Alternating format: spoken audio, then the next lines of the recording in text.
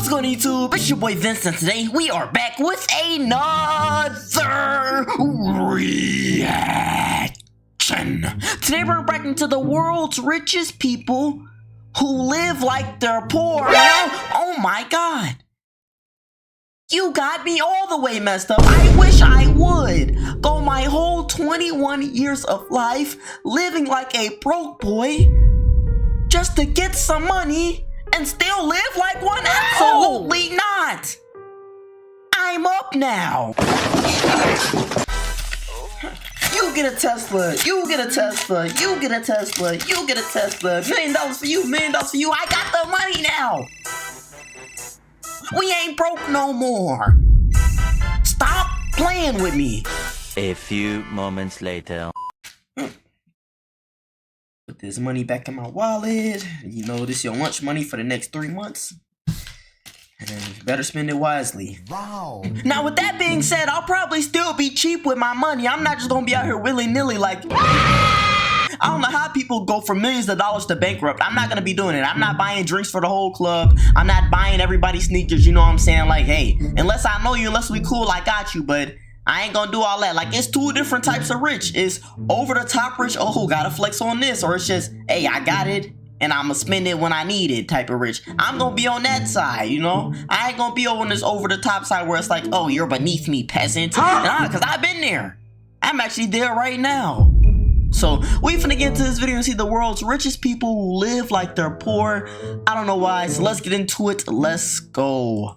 Bale drives a 2003 Toyota pickup, while IKEA's founder still flew coach after making $50 billion. But let's start with someone worth $300 million who drives a Toyota Prius, Leonardo DiCaprio. In fact, Leo liked his Prius so much he bought another 3 for his mother, father, and stepmother, not to mention he rathers commercial over private flights, believing it's a greener alternative. He's therefore often seen at the airport looking secretive but fairly casual, although he only reaches peak casual when riding his bike through New York City. Now sure, DiCaprio does own 4 side-by-side houses in Hollywood, and Dave... Oh my god, 4x4. He owns 4 houses all near each other. Why does he even need that much space? But think about it, hold on now, I was just gonna say this. He owns a Prius, right? Great gas mileage, you know, he rarely buys gas. That's how rich people stay rich. They don't buy this over-the-top designer stuff. They buy, you know, what they need. And then they got money to spend on top of their money and keep adding their money. You know what I'm saying? That's why they be rich. I'm not gonna lie. Hey, a lot of rich people don't be knowing that fact. If you don't look rich, you are rich. What? What am I talking about? I'm not even up there. How I know? When Dobrik met him there, he described Leo as surprisingly normal. Like, he opened the door for us and his dog got out. And so he had to go chase his dog. like, and that's where you go, oh my god, it's the guy from the Titanic and this is the Wolf of Wall Street, but he's here at his house, just chilling. And this even extends to how Leo treats his fans. I went up to him at a restaurant and his security stopped me. I heard him saying, "It's okay, let him through." He proceeded to give me an autograph and we talked for like 2 minutes. Absolutely down to earth and no superiority complex at all. That's how you do it. Leo at least tries to live a normal life, but somebody who actually does is Dave Grohl from the Foo Fighters. When asked how he spends his $320 million, Dave Grohl stated, "It goes straight into my bank account where it turns all moldy and smelly, given he basically buys nothing." For example, Dave Grohl christened his first credit card with the extravagant purchase of a Benihana dinner, and when asked about cars, he'd state, "I drive a family car. Not a monster SUV, but a family car that fits 5 people, adding that his Tesla was impractical and the stupidest thing as he thought it was too fancy. He'd also get rid of his holiday home back in 2017 and now owns only one single Los Angeles property, which he calls a house that's just big enough. That's ginormous. He'd add, "I don't need even more money, cars, and gold chains. They don't make you happy, and I'd rather be happy than stinking rich," concluding with the statement, "I'm not a banker, I'm a musician." Let's make it about the music. let's not talk about money. Let's just go have a good time. Dave Grohl is the Keanu Reeves of rock and roll, talented and humble, which also describes Christian Bale after adding one more word, frugal. Similar to Dave Grohl, Bale lives in a nice but simple Los Angeles property, although he'd recently announced he was dropping $22 million on 12 separate houses, all of which are going to a foster care charity. When offered a luxury villa on the set of Public Enemies, Christian Bale refused, with the director explaining he just wanted an ordinary room. Christian is so modest and unassuming, which is supported by one of Bale's interview statements. What do y'all think about this theory? Like, I don't know his whole backstory. This is just a theory, like I'm saying. Like, if I knew more about it, this theory could be not even a theory. But anyway, like, if he grew up, like, with... I messed up.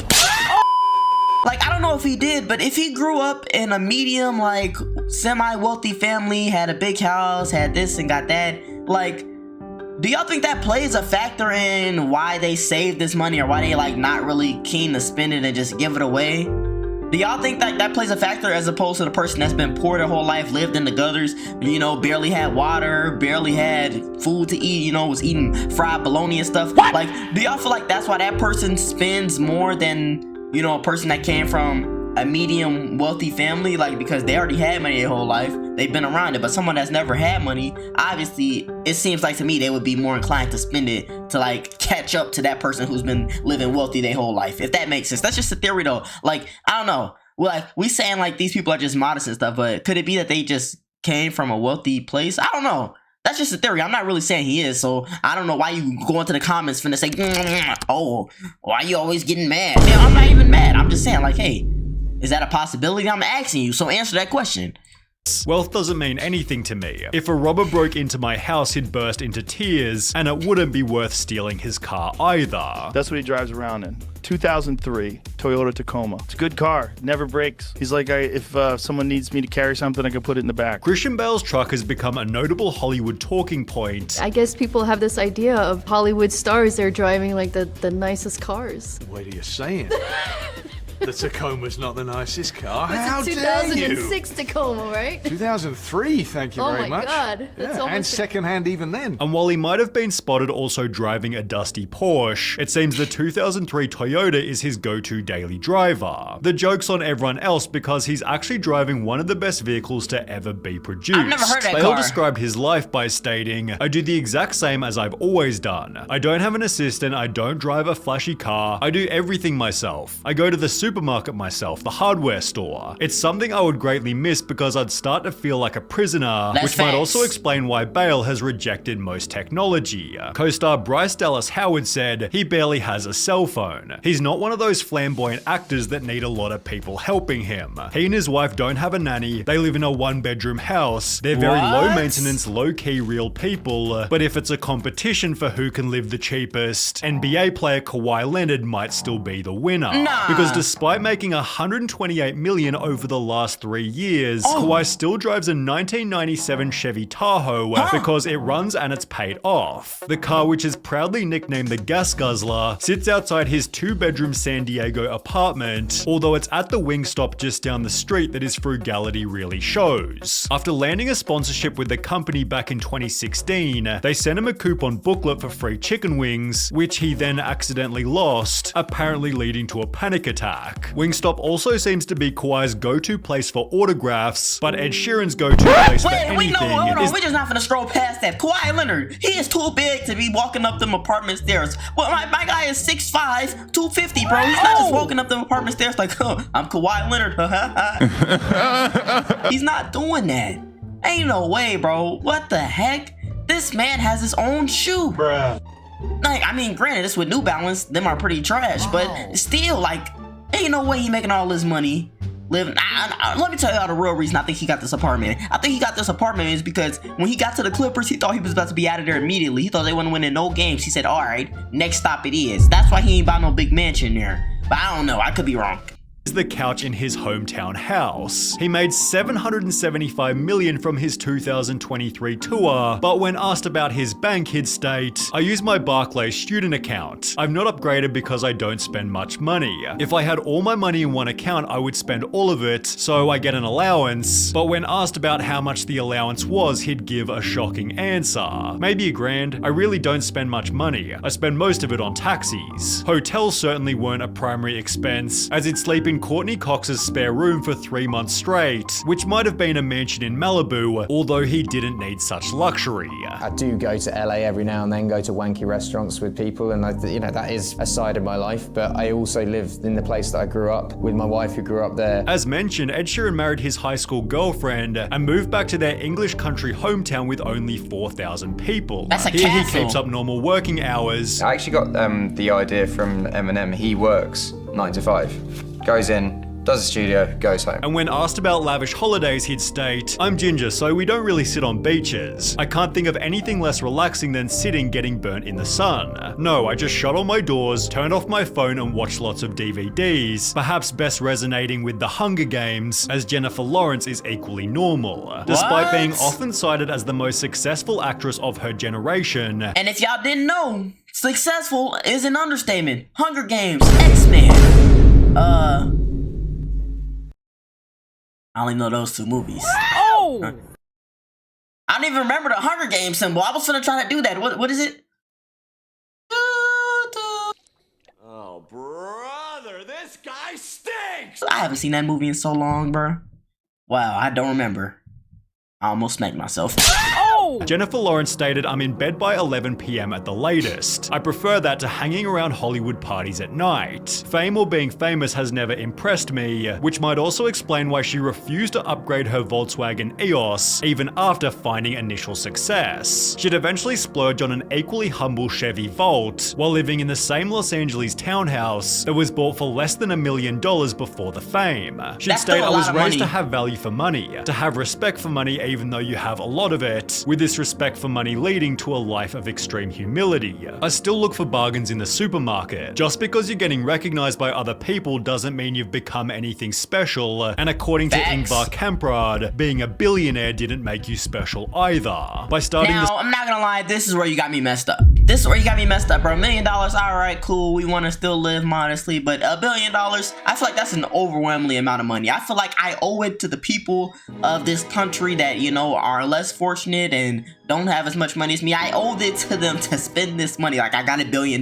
Because I would be mad if I was at the bottom looking up at this billionaire and he talking about, let me get that pack of ramen noodles. What? Because God knows he does not have to do that. Stop doing that if you do not have to. You do not have to eat those every day, bro. We have to. Now then, gotta went on a tangent real quick, bro. I'm just saying, like, $1 billion, that's a lot of money, dude. That money, like, lasts you, like, your lifetime and generations to come. You know what I'm saying? Like, your grandkids will be straight off $1 billion. Am I tripping? Maybe I'm tripping.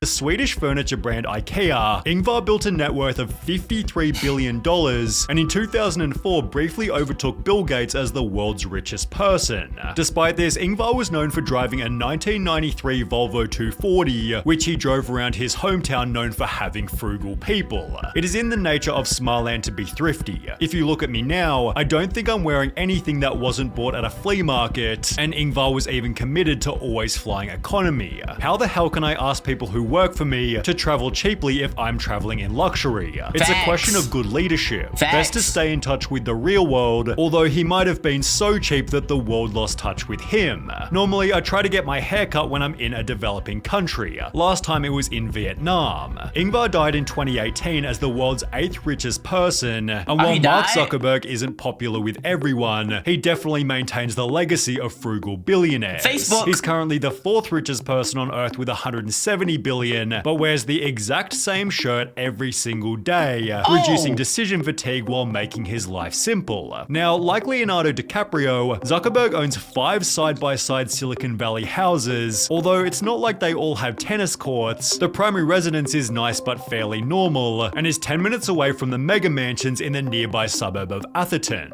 Zuckerberg owns an Acura TSX worth 30 grand, a Honda Fit worth 18 grand, a Volkswagen Golf also worth 30 grand, and a Pagani Huayra worth, well, 4 million. But for the most part, his checklist is safe, comfortable, and not ostentatious. Tyler Winklevoss called Mark Zuckerberg the poorest rich person I've ever seen in my life, although he perhaps hadn't seen Lil Dicky, who made a whole— I forgot about him. I thought he was just broke. He's actually rich still. Like, I'm not gonna lie. He had like a couple bangers, and then like after 2016, we didn't hear much from him, and I thought he just fell off. I'm not gonna lie. Let me find out he got some money. Song about how cheap he was. It was appropriately titled Saving Dat Money, for which he'd make a music video without spending a single dollar. The concept of the video is, how can I make the most epic rap video ever for no money? He'd therefore visit mansions, boats, and clubs, trying to convince random people to let him use their stuff, all of which being done while wearing the cheapest clothes possible. He'd state, you hear a lot of rap songs about spending money. I thought, wouldn't it be funny to make a song about saving money because it's ironic, but beyond irony, I genuinely have pride in saving money. I'm a relatively cheap person who, to me, it's not cool to overspend, it's cool to get a great deal. Within the song itself, Dicky admits to using his cousin Greg's Netflix account, getting his hair cut with several months in between, and wearing the same pair of jeans every day, also showing his frustration with how famous music made him. Mark, you seeing them? Mark?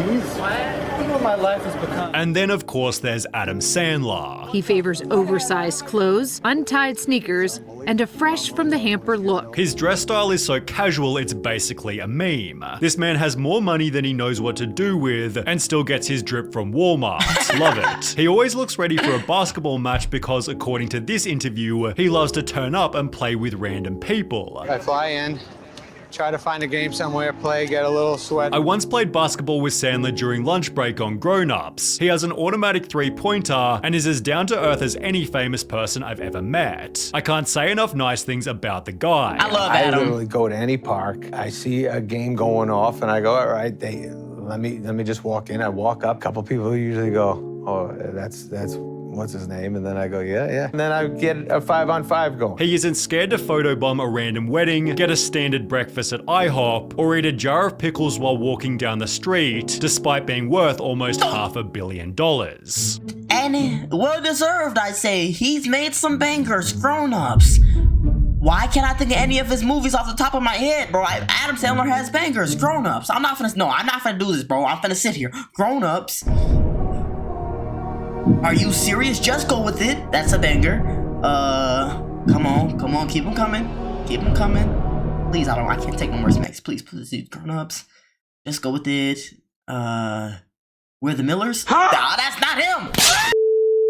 I don't know, it's always fascinating to me how rich people have like this different outlook on money. Like, I don't know, I feel like it's different from rich people that weren't poor coming up and poor people that just became rich. I feel like that experience is different, but I feel like at the end it all kind of wraps around to the same thing. They always be like, yeah, you know, I was not happy before I got this money, and now that I got this money, I'm not really happy now. You know what I'm saying? I feel like it's always that, and it's scary because well, how am I gonna get out? Like, you know, I'm broke right now. You know, I'm very broke, and you know, I'm not mad or anything, but I wouldn't say I'm out here, oh, jolly life, oh yeah, no cares in the world, and I wouldn't say that, but I don't know. What y'all think? Like, do y'all feel like there are different outlooks on money? Like, which outlook on money do you think is the best? Do you think, like, this outlook where it's like money's not, you know, really anything? Like, once you die, you're not going to carry none of this with you. Do you look at it like that? Or do you look at it like, hey, you know, I've been broke, you know? And I don't ever want to go back. Or like, which one do y'all look at it like? I'm pretty sure that really didn't make sense, and they both probably mesh it to each other, but I'm trying to just split up the two outlooks, but maybe it's all one outlook. I don't know. Y'all let me know down below what y'all think, and y'all know, if y'all enjoyed the video too much, to subscribe. We're with 10,000 subscribers. Hit that like button if you enjoyed the video, because just make it the like button if you like the video. No, please, I need the like button. I'm trying to be like these people. I won't spend my money. Just hit that like button. Hit it, please. So I can be like, yeah, I saved my money. I donated to charity. So I can be like that. Because right now, I barely have enough to get McDonald's.